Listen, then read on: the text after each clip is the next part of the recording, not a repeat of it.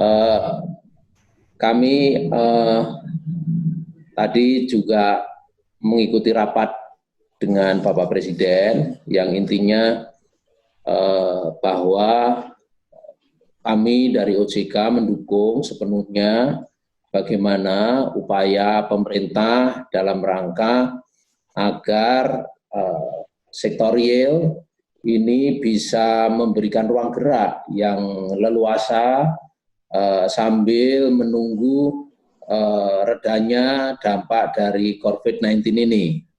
Karena apa? Karena tentunya banyak sekali sektor-sektor yang sudah secara langsung kena dampak adanya COVID-19 ini, terutama tadi sudah disampaikan Pak Menko, Bu Menteri Keuangan, dan Pak Gubernur, terutama di sektor-sektor yang pariwisata, transportasi, dan sektor-sektor lainnya yang related, ya, supplier, hotel, dan sebagainya. Nah, ini sudah membuat, ya, bukan hanya sektor langsung yang kena dampak, tapi juga sektor-sektor yang tidak langsung.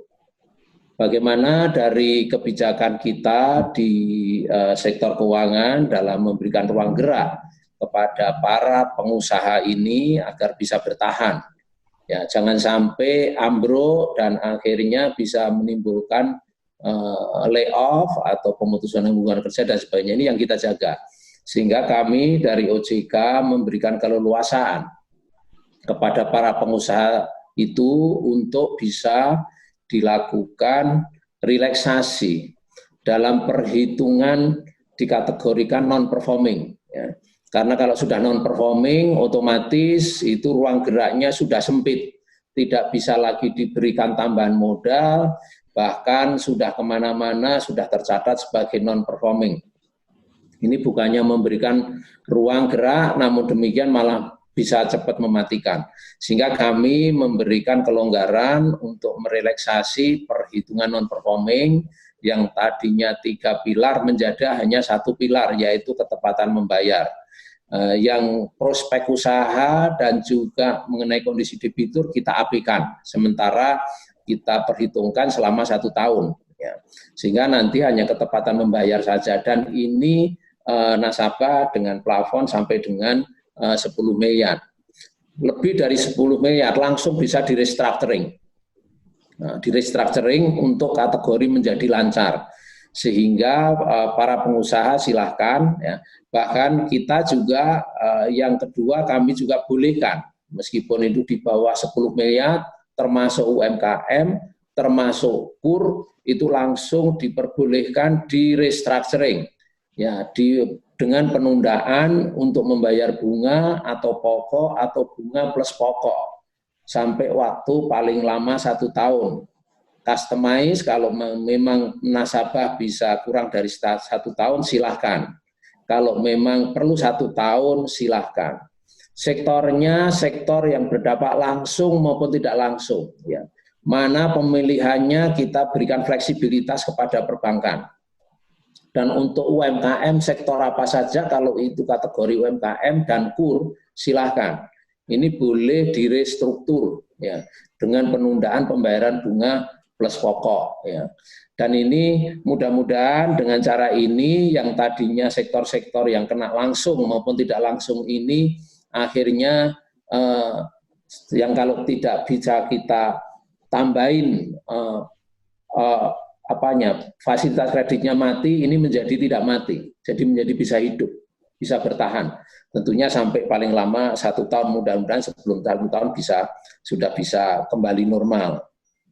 Dan ini juga perluasan ini akan kami perluas, tadi Pak Menko sudah menyampaikan, bukan hanya kredit perbankan, tapi juga lembaga pembiayaan dan leasing company. Tolong silahkan ini dilakukan hal yang sama, supaya cross the board di sektor keuangan. Dan juga terutama kredit-kredit motor, ojek itu jangan melakukan penagihan menggunakan debt collector. Ya.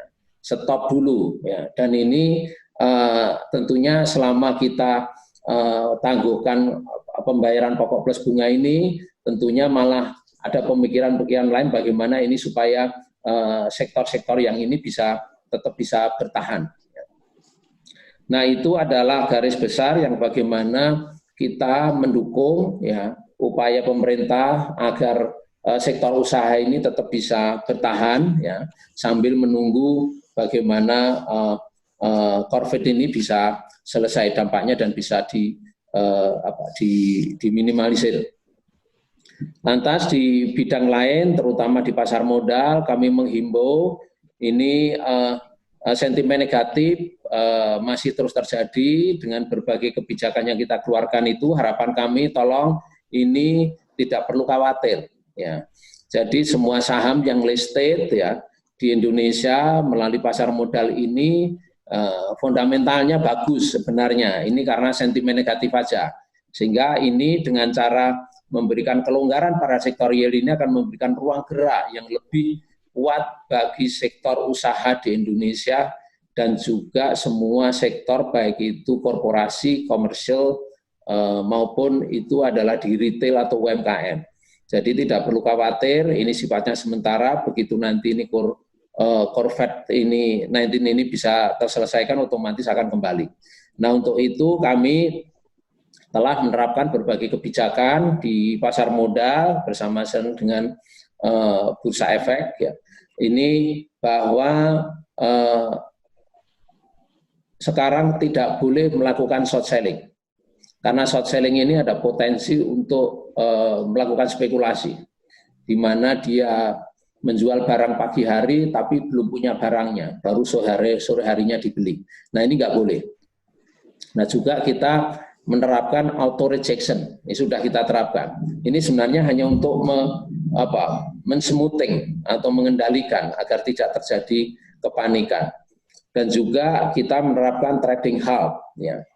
Dan ini kita juga akan ke depan tentunya akan beberapa opsi tetap akan kita lakukan kalau memang diperlukan. Ya tentunya yang paling soft sampai dengan tentunya paling strong ya. Di antaranya kita sudah membolehkan untuk buyback tanpa root ya. Dan tentunya beberapa perusahaan sudah melakukan buyback. Dan bahkan kita akan bekerja sama dengan berbagai lembaga pemerintah bagaimana kita bisa memberikan confidence ini ya agar bersama-sama kita pikirkan untuk bagaimana menyangga di sektor pasar saham ini. Ya mudah-mudahan dengan cara itu kita bisa memperkecil dampak negatif adanya virus corona ini. Di samping itu dapat kami sampaikan bahwa kami menyambut baik kebijakan-kebijakan yang sudah dilakukan oleh Bu Menteri Keuangan melalui fiskalnya yang sangat akomodatif dan juga Pak Gubernur yang setelah melonggarkan GWM dan ini akan kita kawal di lapangan agar semua insentif tersebut bisa langsung terasa di lapangan oleh para pengusaha. Ya, dan kami sudah koordinasi dengan berbagai asosiasi dan juga perbankan ya, dan juga non-bank agar ini betul-betul segera bisa dieksekusi sehingga dampaknya bisa langsung dirasakan oleh masyarakat. Dapat kami sampaikan likuiditas perbankan masih oke, normal, tidak ada hal-hal yang perlu khawatirkan dan kita yakin kalau sektor real ini bisa kita tahan sampai kepada nanti bisa corona ini terselesaikan, tentunya semuanya akan berhasil baik dan positif buat ekonomi kita.